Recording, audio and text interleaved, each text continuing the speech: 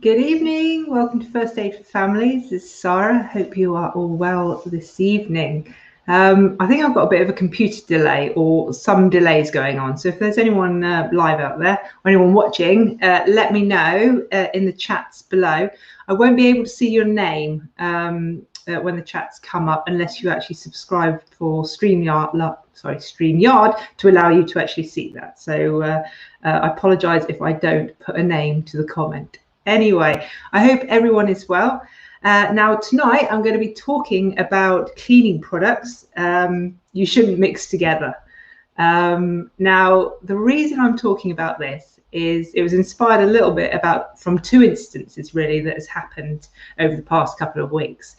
First one, I went out for a meal with a friend of mine on Monday, and she said she did something a bit silly, and she ended up mixing two cleaning products together, unreally beknown to herself, and ended up almost being, knocked out with the fumes that these two chemicals were actually producing.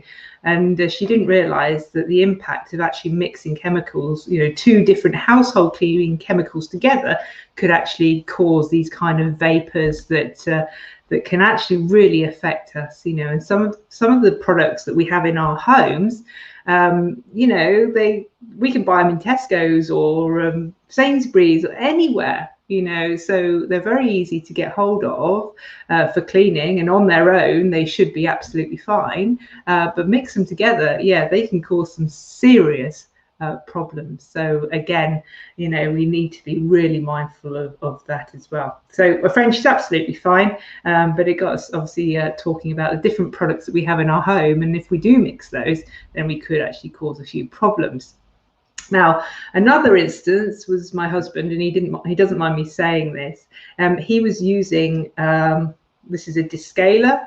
Okay, so again, it's something you can buy in a DIY shop, and this is a 5-bottle dose, but what he decided to do was put the whole lot down the shower hose to get rid of all the limescale, because we live in a hard water area, and it was blocking up the shower. So he put the whole lot down, and he left it there for, I don't know, it must have been a day or so, and then he went to take it out, so remove it, and it literally shot across the floor. It shot across, his body. The fumes that were coming up were like almost overpowering. He was leaning out the window. It was burning his skin. His eyes were watering. Yeah, so it wasn't a very good situation that he was in. I mean, he did use too much, but again, it's this stuff's not controlled, so we really have to read what it says on the label. Okay, there. All right, now if anyone's there, if they leave me a comment, that'd be great, because I've got a feeling there's either a delay or you might not be able to hear me. Anyway, that'd be good if you could put a comment there. Anyway, some of you might know, or you may not know, that my main profession is a health and safety advisor. So I advise on health and safety subjects within the workplace. I also teach first aid, as you know. I do the first aid for families, and also I do instruction on COSH and health and safety subjects. So I teach a lot about these kind of things. In the workplace, all the chemicals that come into the workplace, they have to do a risk assessment on it. So it's like cost assessment on that, and it's highly regulated. But as I said earlier on, in the home, you can pick up anything at all, and use it within the home. It's not legislated for, but that's how it is. We wouldn't use a product in the workplace unless we did a risk assessment on it and it had a safety data sheet with it. You don't get safety data sheets coming with our products. It relies on the person to read what's on the back of your container.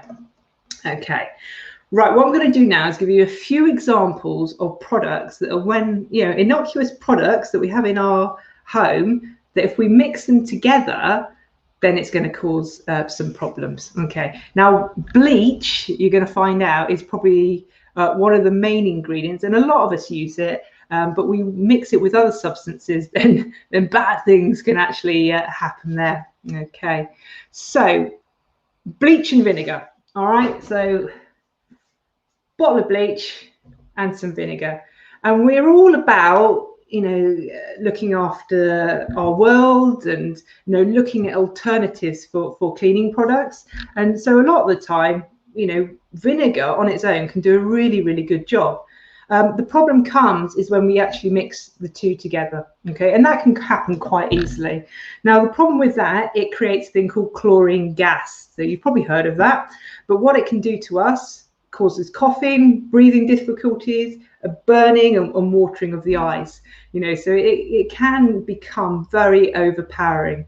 All right, baking soda, again, that's another great cleaning product that we can use. Again, if we mix that, I haven't got an example of it, but baking soda and vinegar, it causes sodium acetate, and if you put that together in a closed container, then it can actually explode. All right, so again, we're only talking about 2 ingredients that we have in our cupboards here. All right, bleach and ammonia. Okay, and ammonia, you'll find that in your window cleaning products. All right, so that's chloramine. So that again is coughing, breathing difficulties, burning, watery eyes, and chest pain. Okay, and these symptoms will come on instantly. Also, if you've got 2 different types of drain cleaner, so you bought 2 out the shop, okay, they're different products from a different manufacturer. Basically, if you can mix those 2 together, again, they could cause an explosion. So top tip, if one product does not work when you put it down the drain to clean the drain, don't get the other product and tip it on top of that. That is going to cause you big problems. So if it doesn't work after one drain cleaner, call a plumber. It's probably your best bet. All right. Hydrogen peroxide and vinegar again. There's a recommendation that you can use the hydrogen peroxide on your lovely cleaning of your worktops, and then you can use some vinegar on there and makes it very shiny. It causes an acid type product, which again is toxin, and it'll sting the eyes and it will affect your respiratory system. Bleach and rubbing alcohol. Now, you've probably heard of the product that I'm going to talk about, the chemical that's coming off there. It's called chloroform. You probably see it in the movies, when that kidnapper is going to take that person away and they put the cloth over their mouth with the chlorophyll. Basically, it's an irritant and a toxin, and it can render you unconscious. And most of these products that I've talked about, because it affects our respiratory system very quickly, it's going to render us unconscious. So what do we do about it? If we do make a mistake like my friend did, what do we do? Okay, and the simplest thing that we can do is to get ourselves out into fresh air. Open windows, okay, if you have time. If not, remove yourself from that place that you've been cleaning. Get fresh air. If you get any of the products in your eyes or on the skin and it is burning, so burning, we want to cool it. Remember, chemicals, we have to cool for at least 20 minutes. So running under cool water, running under there. Okay. In the eye, again, flushing out, get as much out as possible. And if you are struggling and you are having problems, then get medical assistance. It's simple as that. If you find somebody that was supposed to be cleaning the toilet, but all of a sudden is now on the floor, again, we're going to check for responsiveness, check for breathing, open up the airway. Obviously, if you can smell something within that room, get that casualty out, and then make sure that they are breathing. If not, then you've got to carry out CPR, but make sure that you are in a safe position to do so as well. Okay. Right. Have you got any questions on any of that? It can be quite scary, really, can't it? Stuff that we have in our house, under the kitchen sink or wherever you keep it. And, it can cause real problems here. Okay. Let's have a look. Oh, slight delay, but you can hear me okay. All right, that's okay. Good. Great tips. I wouldn't have given a second thought to mixing products. Absolutely. You know, it does happen. Again, one that's quite common is washing up liquid and bleach. And people mix those up, very easy to mix up. And again, that'll have a chlorine gas come in from that as well. So we've got to be really careful. As I said before, read the instructions, okay? Not like my husband who doesn't read the instructions, but read the instructions, make sure the doses are correct. And actually, sometimes it will tell you on the back, you know, what not to do with the product as well. Okay. I'll just wait to see if we've got any questions there. Right. All right. Well, it was nice speaking to you. Let's have a look. I do mix products, but have never. Yeah, just check compatibility. Normally, if you're buying something that's for cleaning drains or cleaning windows, that should be the only product that you actually use. It's when we then start using our more natural products or our less harmful products, you know, and then going for our more chemical-based ones, that's when we can get into real problems. But yeah, keep yourself safe at home. And it was nice speaking to you. And I'll catch up with you next week.